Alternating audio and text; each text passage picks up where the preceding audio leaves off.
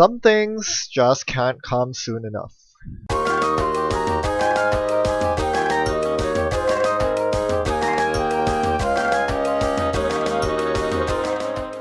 Oh man, I don't usually play with cards that haven't been released, but Escalation has been on the board for ages, so I'm caving in. I'm going to play Jammy HB. I'm experimenting with DNA Tracker in my deck. My opponent, the lovely James Gray, is also experimenting with Escalation, so let's see how things work out. My opponent gets a turn 1 Temujin, which is fine because as HB I can play blue level and... oh no, that's a bad piece of ice. My third piece of ice happens to be an Ichi, which is the one piece of ice in my deck that's dead against Temujin. Well, two, I guess. There is Ravana as well. Both are kind of useless against Temujin, and I'm starting to question myself. Maybe playing Ravana and Ichis, so many of them, isn't really a good idea in the Temujin meta. Chances of your opponent getting early Temujin off is pretty good. Yeah, that's a problem. Now I'm actually giving my opponent the chance to liberate the entire Temujin money off, which is really quite bad. And my opponent shows the Obelis and goes for HQ because I ice HQ with that Ichi. Oh man, this is not good. I ice HQ because there were 3 agendas in there and my opponent caught on it. Very smart move. Stealing an agenda this early is not good for me. So the next best thing I can do is to overdraw with Jackson and pitch agendas. I was very close to pitching that Vitruvius, but I realized that if I'm going to win against Valencia, I need to actually jam items in remote pretty quickly. So I need to keep the Vitruvius with me so I can score it when I need to, biotic or otherwise. My opponent drops the medium and goes for the Obela stick. Just one extra card, but they can potentially keep running R&D by clicking through Eli every single turn. So I can't have that. So I'm going to set up my remote and try to divert my opponent's attention from the remote away from R&D, which failed. My opponent is all in on R&D, and this is where I realized that my opponent's deck was probably very R&D reliant, relying on the medium and Temujin, medium Temujin Obelis combo to get things going. They actually take the brain damage from Fairchild, paying 4 credits for Fairchild so that they could click through Eli. That's what my opponent did. This is where Fairchild 2 comes in very handy. The fact that it's a 2.0 Bioroid forcing 2 clicks means that my opponent isn't able to completely click through Eli and click once through the Fairchild. That's quite a big deal. Now, I find my DNA tracker and that's a huge godsend. Not only did my opponent not see the DNA tracker, I don't think that was one of the cards they saw. More importantly, that basically seals up R&D. For a deck which is so reliant on R&D accesses, being able to seal up R&D is a huge deal. Now, I did get smoked on the Vitruvius. I could have biotic it out, and I probably would have if it was an ABT, but I chose not to, and my opponent did blackmail the remote, so I'm in trouble. But I'm able to force reses on the remote because my opponent had no more blackmails left in hand. Tried to contest my remote with David, but failed. Thought it was maybe Turing or something that they could click through. Turns out it was Eli. My opponent was stingy on the David tokens, so they clicked through Eli. Click through Vavana was stopped by Eli, but it wasn't an agenda. This time I'm going to smack the agenda in the remote for real. Technically my opponent can get through by using David on the Ravana, but they chose not to because it would really suck up all the David tokens. So I would not be very happy if my opponent got the Vitruvius in the remote, but I decided that if my opponent went for the Vitruvius, they would have to spend David counters, which turns on DNA Tracker on R&D, so that's good. I let my Vitruvius incubate in this remote for 1 turn because they didn't run, so they would assume it's not an agenda. I went to defend Archives instead because my opponent directed Temujin on Archives. They then go for blackmail on R&D, showing that my opponent at this point is all in on R&D instead of the remote. Having res my remote eyes, they are now trying to lock down my centrals instead of my remote. So this actually gives me an out. The biggest problem against Valencia is that you can't score in remotes, but when they res your remote ice, it becomes a lot easier. So now I'm going to make the remote super hard to get through, trying to bait a blackmail of sorts by putting an ice there to make him think that it's an agenda in there. Goes for Archives instead for the Temujin and gets punished really bad. That's an Architect on Archives that's going to do a lot of work. Hedge Fund, Architect, restructure Ravana Hedge Fund. So there's a lot of money coming up. The only thing I can install is either Architect or Ravana. I'm going to install Ravana here. I could do Architect as well, but I chose Ravana, and it's going on the remote. So that's 2 Ravanas on the remote, which means that my opponent cannot feasibly go through with just a single David. They have to click through as well. Some combinations of clicks and Davids. So this makes the remote now impenetrable once they decide to actually run it without blackmails. So my opponent has to think very carefully about blackmails. I think the more important part about the Architect Fire is that I actually managed to get CVS on R&D. So that's a huge deal. This basically shuts off R&D. With my remote semi-locked with 2 rest eyes and R&D completely locked with DNA Tracker with CVS, my opponent doesn't actually know this, but they're in a lot of trouble. The only easy server at this point is HQ, and there are no agendas in HQ. With lots of Jackson Howards available, if I ever draw an agenda, it's going to get either bioticked out or it's going in a remote. So this is actually the turning point. I was bleeding agendas early on, but now tides have turned. My opponent attempts to salvage the situation by poking HQ, hoping to get an agenda and a turning wheel counter, but instead all they meet is an Ichi. That's going to be a painful break. My opponent has only 1 click left, so Valencia decides to spend a couple cards to break and click through 1 Ichi subroutine and continue on with the run, at which point I show them the Architect. Now at this point, I could have made the decision to res and use CVS to get rid of a sucker counter so that I can fire 1 sub on the Architect. That would force a fire because my opponent did not have Mimic installed. They would need 3 cards to break fouls, but I decided not to because firing Architect at this point doesn't do me much good. So, and actually spending a CVS to recur a CVS if my opponent lets me fire the second side of Architect doesn't do much good either.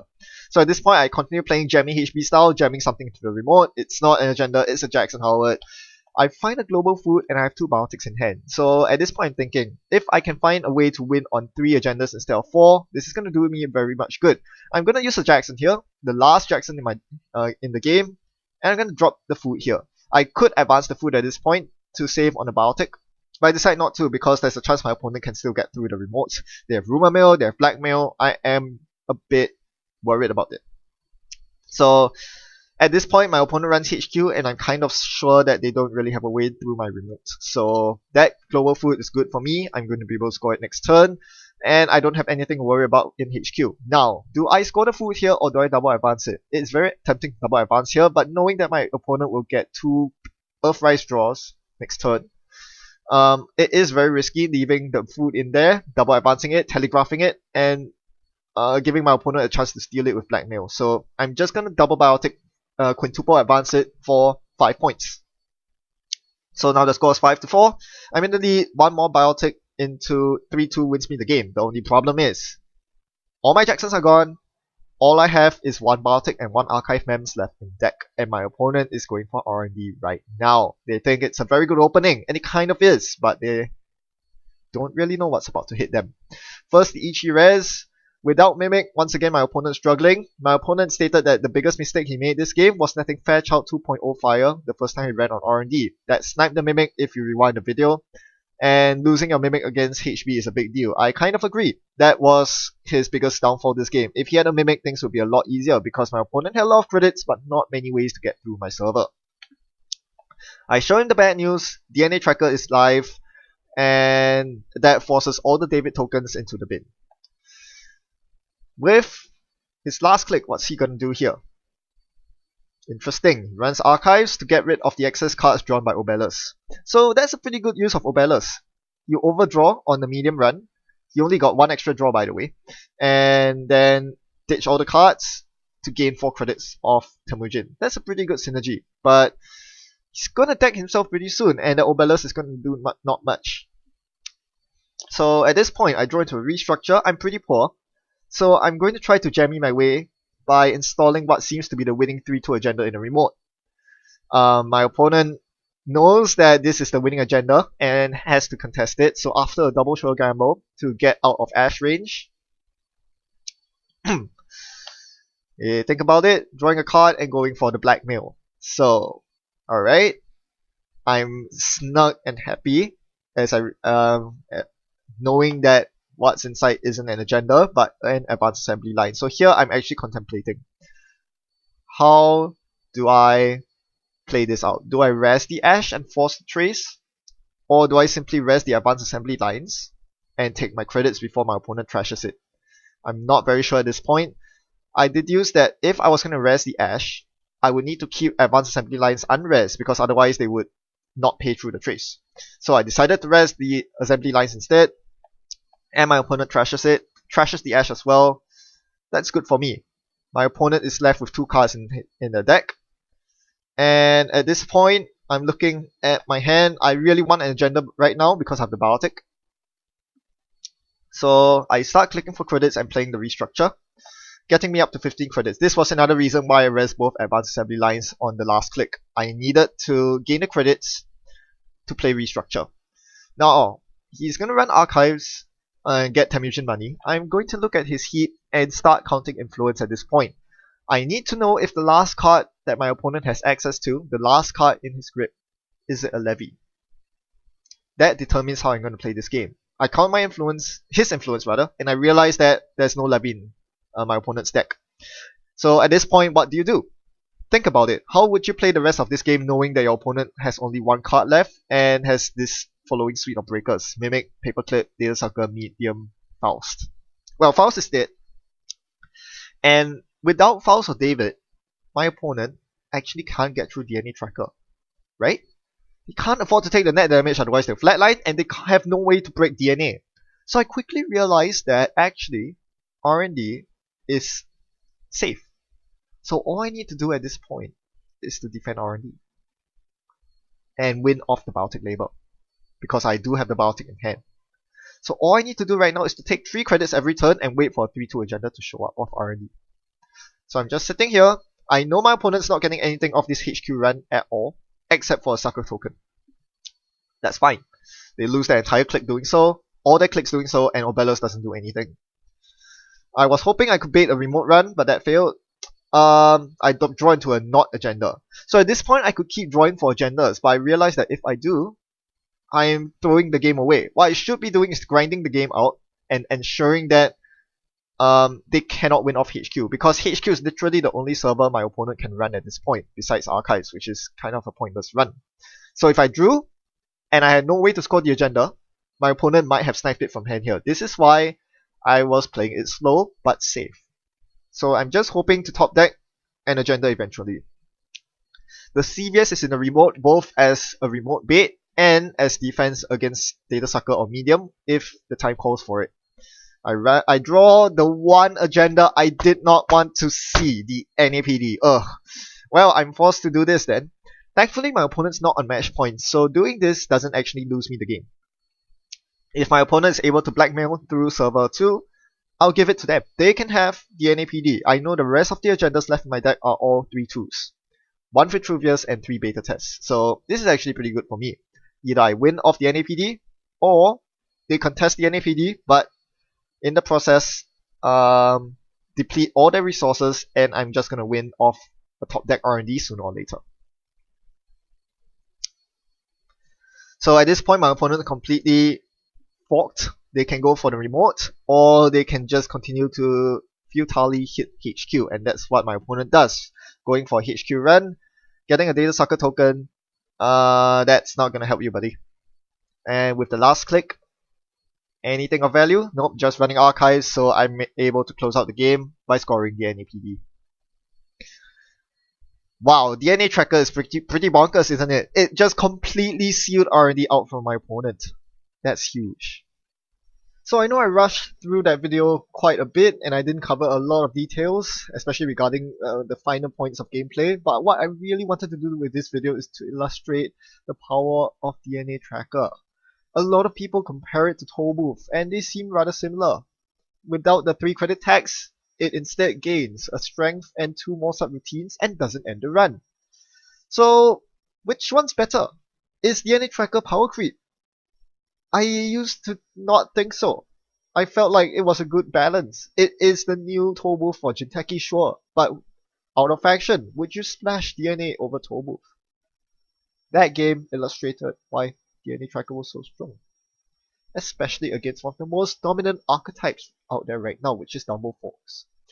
Dumble Fox Breaker Suite is typically Faust and David, and nowadays they typically run York as well, due to the influx of lots of low strength multi-sub code gates, such as Fairchild.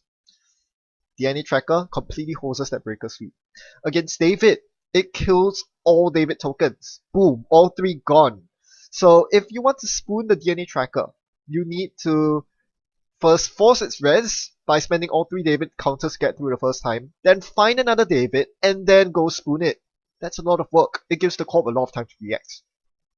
My opponent did not manage to do that in time. I was able to find another code gate to put on top of DNA tracker before they found a way to get the spoon. And anyway, my opponent ran out of cards from deck anyway, so that wasn't really relevant this game. You could use Fouls or York and Data Sucker, but they are both very bad options. It costs 5 cards to Fouls. That's a lot of cards. A lot of times Double Fox cannot afford to give up that many cards in hand, especially if it involves cutlery. Would you trash your spoon? That's a pretty bad trade. And York Data Sucker is okay. I mean, it's one of the few options that allows you to get past DNA Tracker for no credits, but at what cost? You need 3 sucker counters, and you still have to be aware that CVS is a card, and I'm playing 2 copies of it. Whichever way you look at it, this Double Fox Breaker Suite just kind of folds to DNA Tracker, and this justifies actually playing DNA Tracker outside of Jinteki.